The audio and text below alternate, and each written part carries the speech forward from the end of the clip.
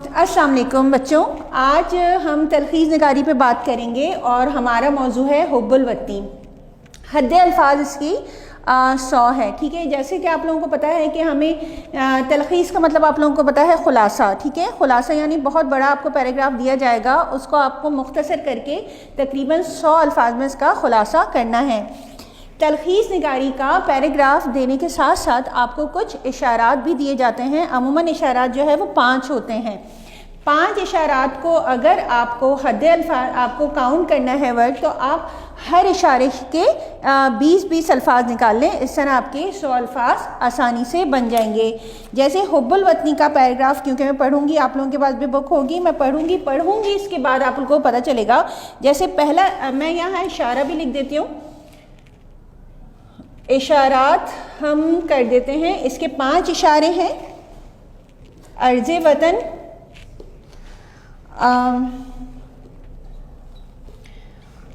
हुब्बुल वतनी, वतन से मोहब्बत। ठीक है, और तीसरा है इसका इशारा कौमी बरतरी। चौथा इशारा है मुसलमानों का नुक्ता नज़र। नुक्ता नज़र कहते हैं पॉइंट ऑफ व्यू से, यानी क्या उनका अपना पॉइंट ऑफ व्यू है, मुसलमान का नुक्ता नज़र।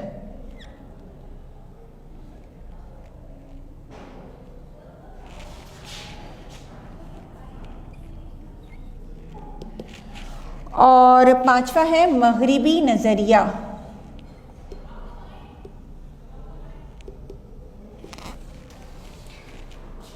पांच इशारों में अगर आप हर इशारे के 20-20 अल्फाज बना लेंगे तो आपका जो है हुब्बुल वतनी पर 100 अल्फाज पर मुश्तमिल तखलीस निगारी हो जाएगा। सबसे पहले है अर्ज़े वतन। इसका अगर हमारे पास है, जिस सरजमीन पर इंसान पैदा होता है, अपनी ज़िंदगी के शब व रोज़ गुजारता है, जहाँ किसी शख्स के अजीज़ व अक़ारब बसते हैं, जहाँ इसकी पसंद और महबूब चीज़ें होती हैं, इसका दिल लगा हुआ होता है, वो उसका वतन कहलाता है। इसको मुख्तसर कैसे लिखेंगे हम? जहाँ इंसान पैदा होता है और मोहब्बत से ज़िंदगी गुजारता है, वो उसका वतन कहलाती है। मुख्तसर हो गया ये। अब दूसरे पॉइंट पे आते हैं, मोहब्बत, वतन से मोहब्बत। अब यहाँ आपकी नमूने मतलब इसमें तलखीज़ में लिखा हुआ होगा, जैसे इंसानी मोहब्बत की 20 सूरतें हैं, जिसमें वतन की मोहब्बत के जज्बे को हमेशा से बावकार समझा जाता है। इस जज्बे के ज़ेर असर इंसानों ने हज़ारों दफ़ा अपनी जान पर खेल कर वतन को दुश्मनों से बचाया है। जो लोग वतन से मोहब्बत करते हैं वो उसकी अच्छी तरह से हिफाजत भी करते हैं। इसको अगर हम इस तमाम पैराग्राफ को अगर मुख्तसर करके लिखेंगे तो लिख सकते हैं, वतन से मोहब्बत एक बावकार जज्बा है, एक ऐसा जज्बा जिसके लिए इंसान अपनी जान माल लुटाने को हर वक्त तैयार रहता है।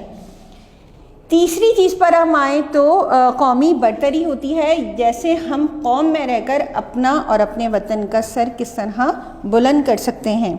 यहाँ आपको बहुत बड़ा पैराग्राफ दिया जा सकता है, यानी वतन की खातिर लोग कुर्बानियाँ देते हैं, उसकी यादगारें तामीर की जाती हैं, उसका नाम ज़िंदा रखने के लिए हर मुमकिन कोशिश की जाती है ताकि ये मुक़द्दस जज्बा हर किसी की नज़र में काबिल एहतराम समझा जाए।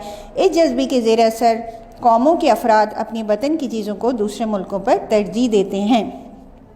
यहाँ हम लिख सकते हैं, वतन की मोहब्बत में जान देने वालों को कदर की निगाह से देखा जा सकता है, और यही वो जज्बा होता है जिससे हमारी और हमारे कौम की इज़्ज़त दूसरे ममालिक में बढ़ सकती है। ठीक है, यहाँ चौथा आपको पॉइंट मिलेगा इसमें हुब्बुल वतनी में, मुसलमानों का नुक्ता नज़र, यानी वतन की मोहब्बत में मुसलमानों का पॉइंट ऑफ व्यू यानी नुक्ता नज़र क्या हो सकता है। यहाँ हम पैराग्राफ में जो है, हुब्बुल वतनी एक बहुत बावकार जज्बा है। जब लोग वतन की बुनियाद पर अलग हो जाते हैं तो उनका नुक्ता नज़र क्या होता है कि हमारा जीना और मरना इस वतन के साथ ही है, और वो हर काम करता है जिससे इसका दीन और दुनियावी दोनों नज़रिए से जो है इसकी इज़्ज़त और मोहब्बत कायम रहे।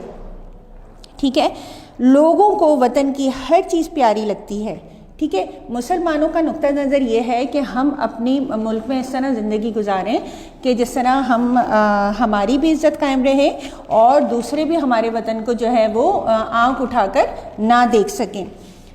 مغربی نظریہ یہاں آپ کے پیراگراف میں دیا ہوا ہے کہ حب الوطنی کا جذبہ مسلمانوں میں تو بہت بلند ہے، لیکن مغربی طرز کیا ہے؟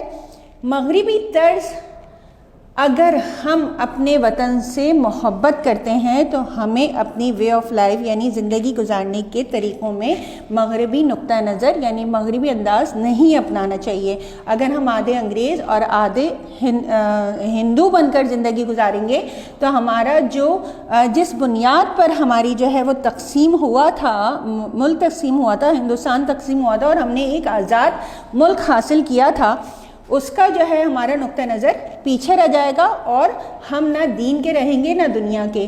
جیسے اس میں آپ لکھ سکتے ہیں کہ آج مسلمان ہر جگہ اس لیے ذلیل و خوار ہو رہے ہیں کہ انہوں نے اپنا مغربی جو ہے وہ طرز عمل اپنایا ہوا ہے، جس کی وجہ سے وہ نہ ان کی اپنے ملک میں عزت ہے نہ دوسرے ممالک میں.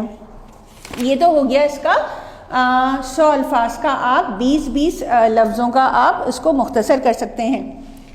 بہت امپورٹنٹ پوائنٹس ہیں تلخیص نگاری میں کہ آپ پہلے جب آپ کے پاس پیپر آئے اور آپ کے پاس یہ تلخیص نگاری کا پیراگراف آئے تو تقریباً 5 سے 8 یا 10 منٹ تک آپ اس پیراگراف کو اچھی طرح پڑھیں، ٹھیک ہے. اور 2 پیراگراف میں لکھنا ہے، 2 مرتبہ پڑھیں پورا تلخیص نگاری کو، یعنی اس کو پورے پیراگراف کو 2 مرتبہ بہت اچھی طرح سے پڑھیے گا اور ایک پیراگراف میں آپ کو لکھنا ہوگا. اچھا، لکھنے کے لیے آپ یہ دیکھیے گا کہ جو آپ کے پاس اشارات ہیں وہ کنٹینیو 1 بائی 1 آپ لکھیں گے. ایسے نہیں کہ پہلے اشارے میں پہلے آپ نے بات کر لی، پھر تیسرے میں، پھر 5ویں میں، نہیں. آپ کا ربط اور تسلسل یعنی ایک دوسرے سے رابطہ الفاظ کا اور کنٹینیوٹی آپ کی برقرار رہے.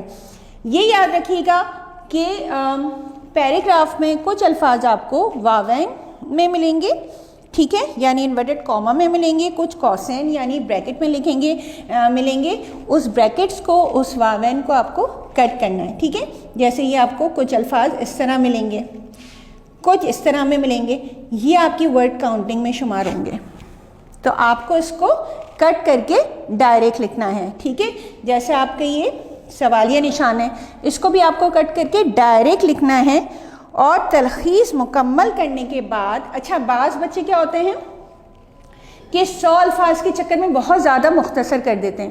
بہت زیادہ مختصر بھی نہیں کرنا، بہت زیادہ لمبا بھی نہیں کرنا. جس طرح آپ لوگ 2-3 مرتبہ تلخیص کے پیراگراف کو اچھی طرح پڑھیں گے، اس طرح آپ پورا خلاصہ لکھنے کے بعد بھی ایک مرتبہ پھر اچھی طرح سے جو ہے کیجیے گا.